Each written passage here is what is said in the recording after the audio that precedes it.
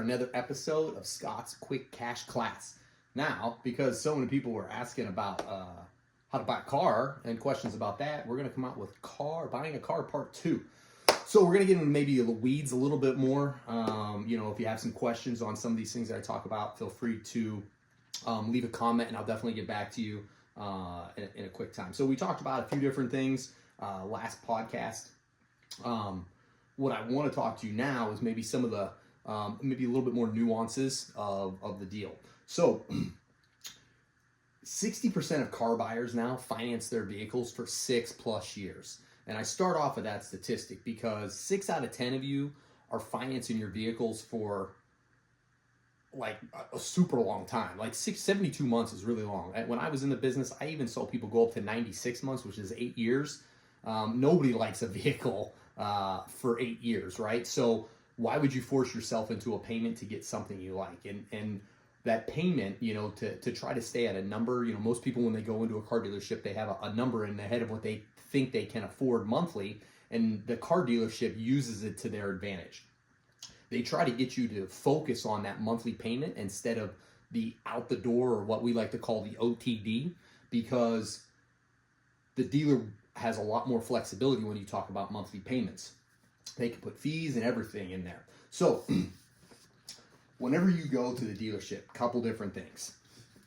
One, you always want to negotiate the price of the car. If they start talking about monthly payments, even if you're financing the car, do not talk about monthly payments. You need to figure out your monthly payments before you even go in there. And it's pretty easy to figure out. I mean, there's car calculators all over the internet.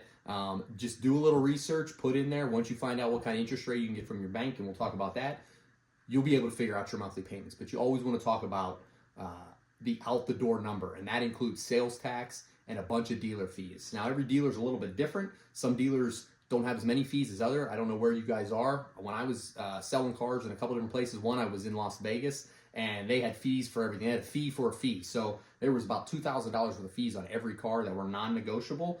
The only thing they can negotiate is the price. So that's why you have to talk about the out the door number, because if you negotiate on the price and then when you get that final number, it could be $2,000, $3,000, or even $4,000 more.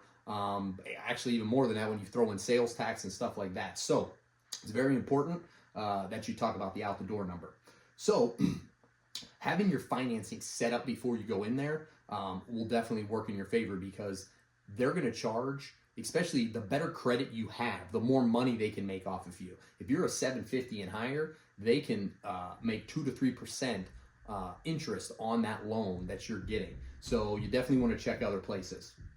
Know your credit score too. If you don't have other financing set up, at least know what your credit is going in, so they're not trying to set you up with a bad interest rate.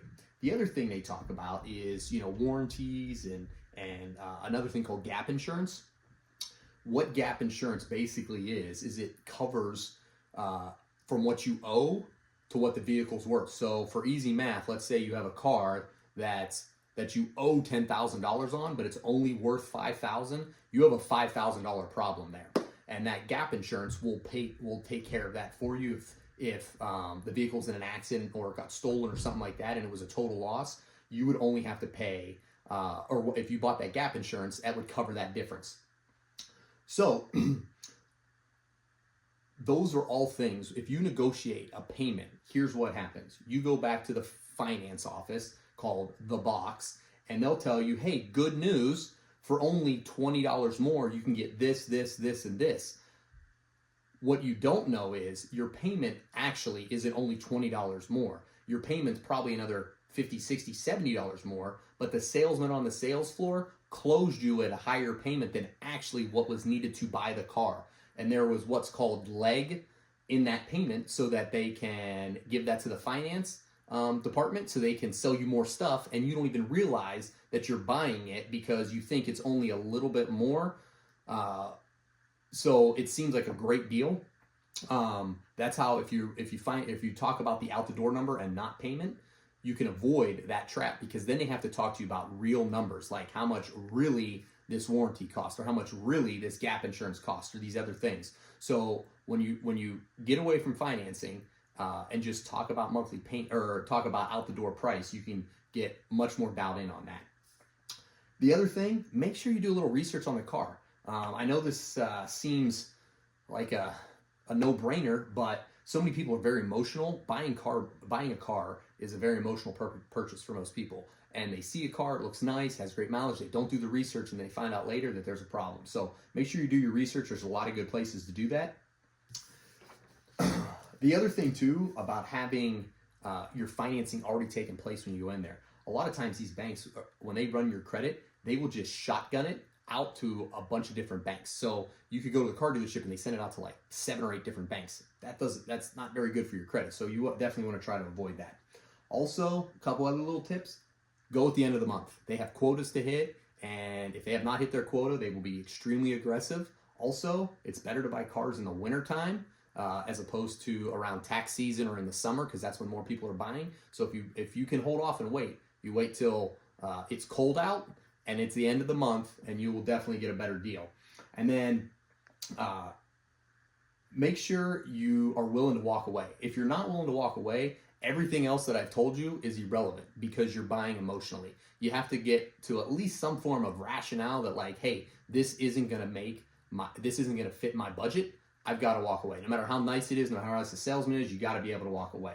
So hopefully these points can help you out. I really appreciate you guys taking the time to sit down here with me. I'm going to leave you with a couple more things. Question of the day. What's more important to you? Monthly cost, reliability, or style? For me, it's reliability, just FYI. And then tip of the day, never go to a car dealership alone. Bring someone who can watch and has a little bit of experience. In the car business, we call them the third baseman. It's a disinterested third party because they're not emotional. We did not like them in the car business. I can tell you whenever we saw that, we knew it was going to be a tougher sale. So that's my tip of the day. Thank you for watching. Leave a like, leave a comment. We got another one coming at you tomorrow, so stay tuned.